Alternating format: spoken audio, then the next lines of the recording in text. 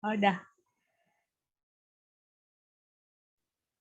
Assalamualaikum warahmatullahi wabarakatuh. Selamat malam yang terhormat Ibu Krista Rekayasa Hernovianti, selaku dosen pengampu mata kuliah Analisis Lokasi dan Pola Keuangan dan teman-teman yang saya cintai dan sayangi.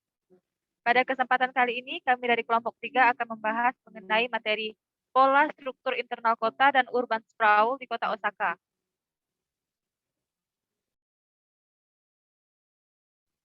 Next.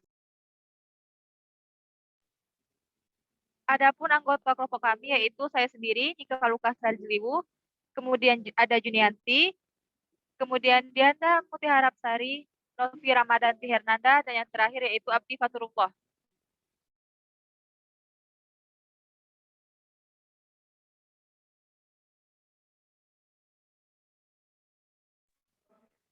Ya, pada kali ini saya akan menjelaskan mengenai apa itu kota Osaka. Kota Osaka adalah sebuah kota di wilayah Kansai, Jepang. Selain sebagai ibu kota prefektur Osaka, kota ini ditetapkan sebagai salah satu kota terpilih berdasarkan Undang-Undang Otonomi Lokal. Kota Osaka termasuk kota terbesar nomor 3 di Jepang setelah Tokyo dan Yokohama. Kota metropolis air ini dikenal dengan sungai-sungainya dan jumlah jembatan terbanyak di Jepang.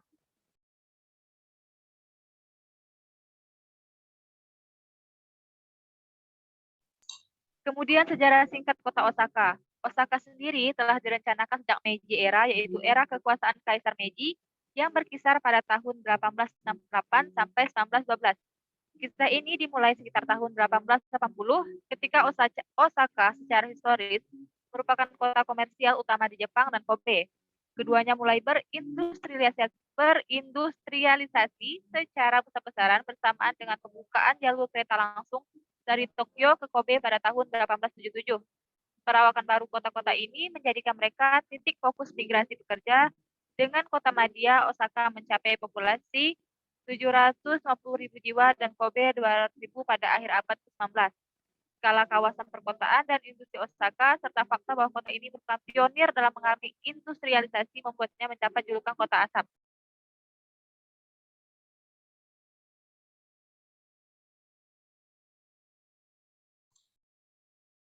Karena dikenalnya Osaka Kobe menjadi pusat industri sehingga disebut sebagai asap, oleh karenanya diperlukan pembagian dan penataan dalam keruangan, terutama untuk pabrik-pabrik produksi. Gambar di samping adalah penataan keruangan kota Osaka. Berbagai jenis bangunannya terpotong dengan 4 transek.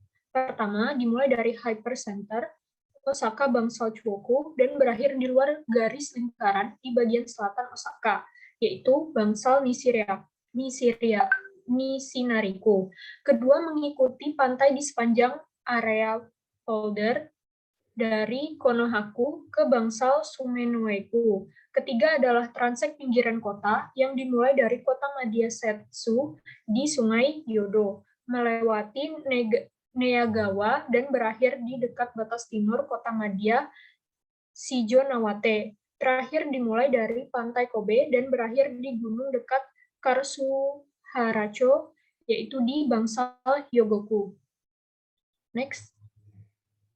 Dampak dari urban sprawl yaitu pertumbuhan yang cepat dan industrialisasi membawa beberapa masalah perkotaan dan perumahan, seperti urban sprawl yang tidak terkendali, keruangan perumahan, sewa yang tidak proporsional, dan lain-lain. Setelah aneksasi wilayah baru di wilayah kota Osaka, kota tidak punya pilihan selain mencoba merencanakan pertumbuhannya. Maksudnya, mengarah pada rencana perluasan kota Osaka pada tahun 1899 pada gambar B, yang terkenal sebagai rencana perluasan kota pertama dalam skala besar di Jepang dan karena membentangkan kota ke arah tepi laut.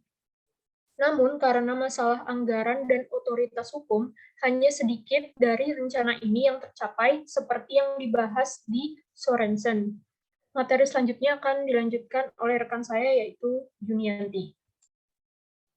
Pada awal abad ke-20, masalah-masalah yang disebutkan di atas semuanya meningkat dan mempengaruhi terutama kelas pekerja. Lebih dari separuh penduduk perkotaan Jepang hidup dalam kondisi perekonomian rendah, dan Osaka jauh terhindar dari fenomena ini. Semakin tertutup oleh permukiman kumuh yang dihuni oleh Kelas pekerja atau kawasan kumuh di Jepang dapat digambarkan sebagai daerah kumuh yang padat penduduknya. Rumah petak berderet yang terbuat dari kayu bernama Nagaya. Selanjutnya, Hajime Seki, wakil wali kota progresif dari tahun 1914 sampai 1923, kemudian menjadi wali kota dari tahun 1923 sampai 1935. Kota Osaka mengguncang sejarah dan bentuk perkotaan ini. Dia terkenal karena telah mengubah kota asap menjadi kota metropolitan yang layak huni. Pada saat modernisasi, ruang kota sebagian besar dilakukan di Jepang melalui perbaikan infrastruktur. Seki melihat pentingnya mempromosikan beragam fungsi kota atau awal zonasi dan mengantisipasi perkembangan kota di masa depan. Rencana terpadu dan komprehensif untuk Greater Osaka terlihat pada gambar C, disampaikan pada tahun 1925 dengan jadwal konstruksi 30 tahun. Hingga saat ini tetap menjadi kasus buku teks bagi para perencana di Jepang dan di seluruh dunia tentang bagaimana merencanakan pinggiran kota metropolitan secara teratur. Selanjutnya, struktur internal kota. Nah, gambar di samping mempresentasikan struktur internal kota dari kota Osaka, yaitu termasuk ke dalam Central Business District atau CBC, yaitu merupakan pusat kota. Osaka adalah pusat politik dan budaya Jepang sekitar abad ke-5. Ibu kotanya didirikan pada abad ke-7, dan bahkan ketika ibu kota pindah ke Kyoto, Osaka menjadi makmur sebagai pusat perdagangan. Setelah itu, pusat politik berubah seiring perkembangan zaman, namun Osaka terus berkembang sebagai kota ekonomi. Selanjutnya akan dilanjutkan oleh rekan saya, Afti.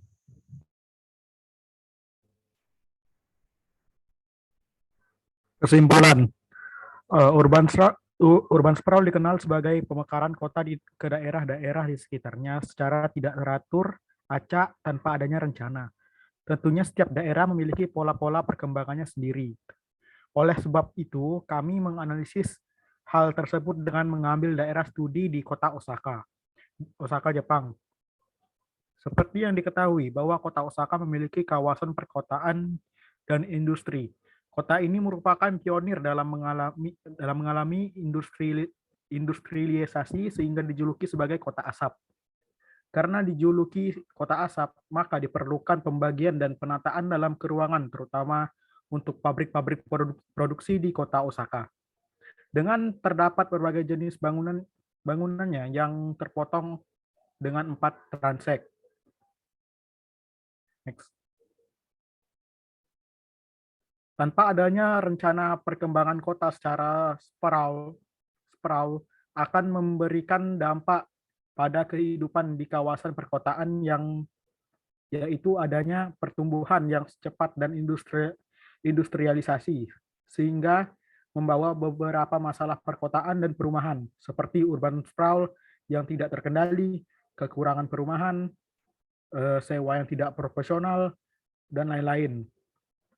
Hajime Seki yang telah mengguncangkan kota Osaka karena merubah kota asap menjadi kota metropolitan yang layak huni ini. Kemudian pada saat modernisasi ruang kota, sebagian besar dilakukan di Jepang melalui perbaikan infrastruktur. Seki melihat pentingnya mempromosikan beragam fungsi kota atau awal zonasi dan mengantisipasi perkembangan kota di masa depan.